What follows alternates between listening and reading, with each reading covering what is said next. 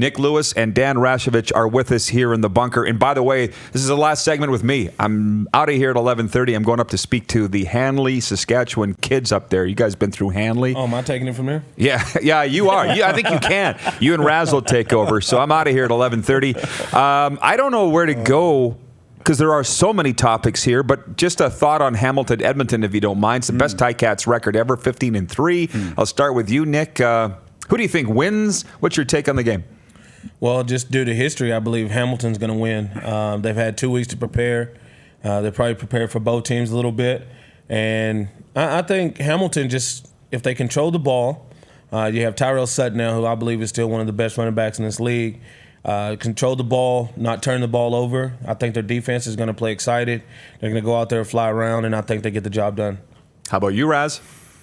Well, I'm liking Hamilton, and I've heard it's sold out as well. They've already sold the stadium out for the game. That's 24,000 people.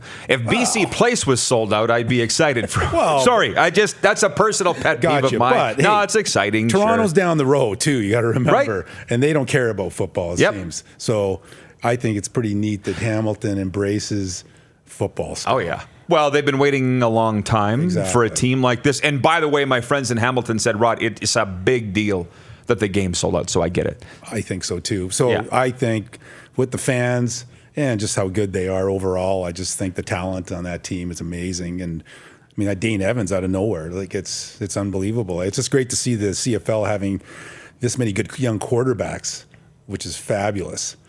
So, and I'll say, hey, Hamilton's got a great D-line, too. And I can imagine some of the pressure they're going to put on the quarterback. Oh, yeah. But I bet you Edmonton's just sitting back, rubbing their hands. Nobody's expected anything out of them all year. Don't you think they look pretty good in Montreal? They did, but Montreal defense looked like they played safe, right? It wasn't like a playoff game. Like their defensive backs played soft and gave up the underneath throws a lot. And I think if you take that away, and they can control the run with their five, right? So if you take the middle linebacker and D-line for Hamilton, if they can control C.J. Gable, then that allows them to put more people underneath, force Trevor to throw the ball downfield. If you look at Trevor back in Ottawa, he had the shortest amount of pass yards attempted. So he doesn't like to throw the ball down the field very much. So you have to make him throw the ball down the field and try to make him make some errors. If not, then he'll pick you apart underneath. And that's one of those things. Trevor gets hot, and he just starts picking you apart. So make some throws early. It's going to be cold. Make the receivers make some tough catches, and you go out there and do what you do. I think, like you said, like Montreal's defense, kind of all season, they've kind of been sort of a bend but don't break type defense too, generally over the course of the season, where they seem to, they give up a lot of yardage type thing, but then when they get to the red zone, they seem to shut teams down, maybe make them kick a field goal, get a turnover. Obviously that didn't work as well for them this game, like Nick's sort of saying. So I think, Hamilton's deal put a little more pressure on their offense for sure. I think we all have Hamilton to win the game and represent the East in the Grey Cup in Calgary. And then back to this West final again, Winnipeg at Saskatchewan. I'm personally excited to see the matchup of Paul LaPolice versus Jason Shivers. I mean, I'll go to you, Coach Lewis.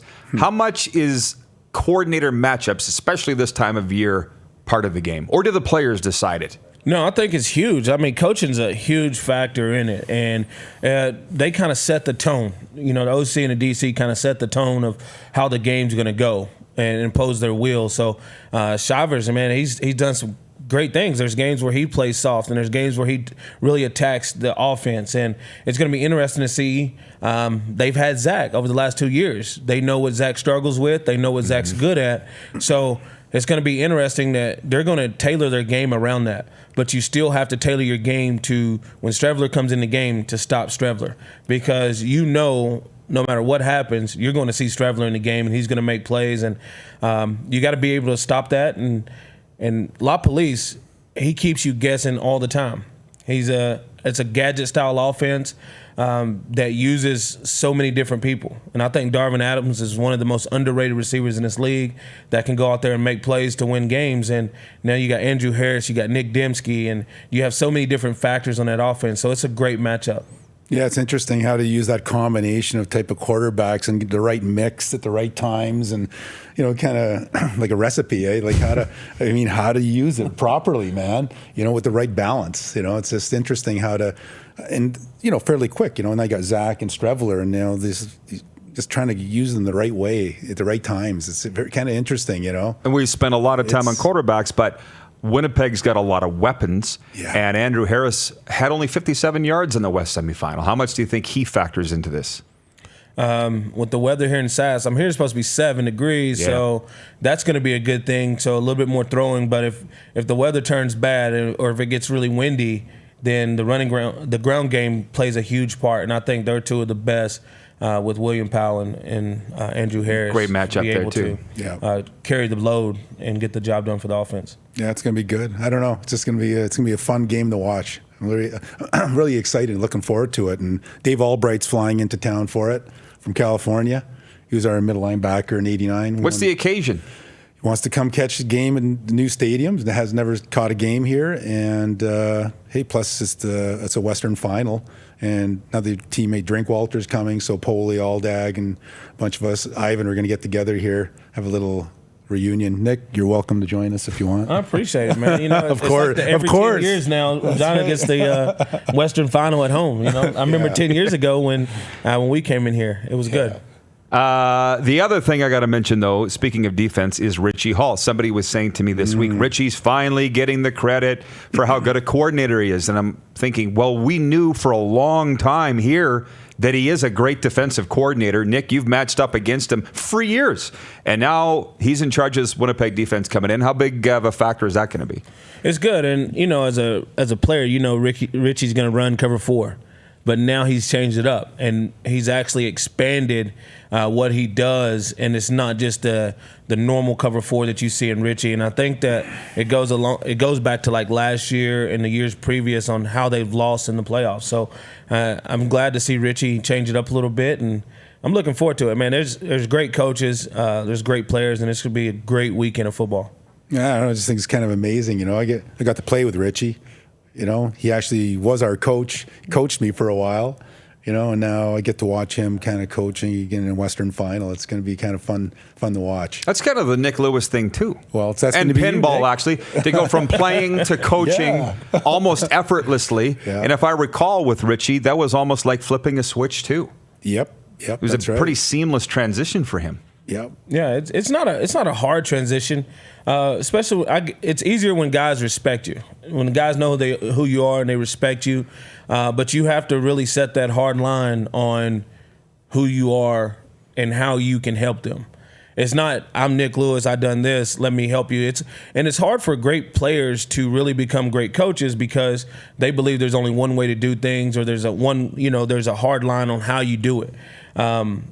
Due to training the kids for the 11 years, it allowed me to now step back and say, okay, I take so many different positions, so running back, D-line, O-line, receivers, and got to help them get college scholarships. So now it's like, how can I help each individual person? And it's all different. So you don't coach everyone the same. You treat everyone the same, but you don't coach them the same. So set the standard and just really show them that you're there to help them. Last one before I got a split. And Dupes will take over here, but Duran. I love Duran. I've had him on the show and told him that I love Duran. Great guy. What do you think he's going to do next? I don't know. That's one of those things that, for me being early in my career, you understand that you're misunderstood.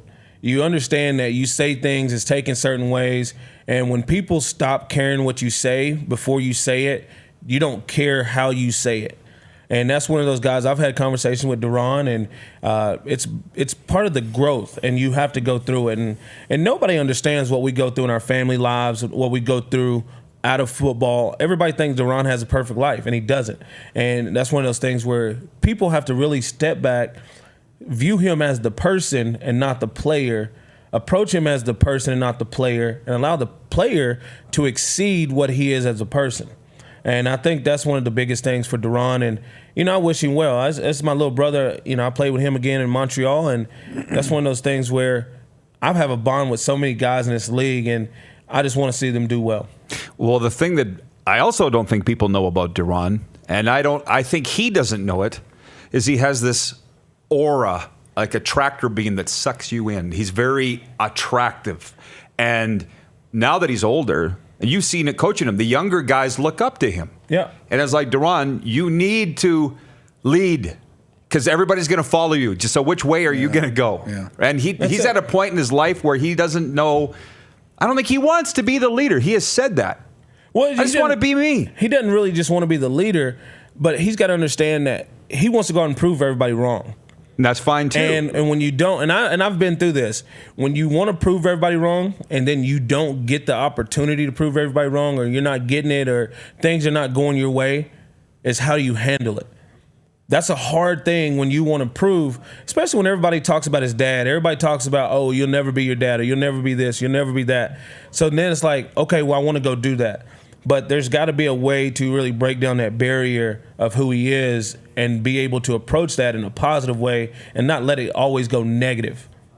Yeah, he'll be playing next year somewhere. Somewhere. It'll be fun to watch all winter. Nick, I appreciate this. We got to do it lots more, I hope, throughout the winter. Hey, let me know. Yep, and he's not going anywhere. I am. Dupes will be back here in this chair right after this timeout. It's the Rod Pedersen Show on Facebook Live. Listen live at rodpedersen.com and catch all the best clips on our YouTube channel. You're watching Rod Pedersen On Demand. For more of The Rod Pedersen Show, visit rodpedersen.com or follow Rod Pedersen on social media.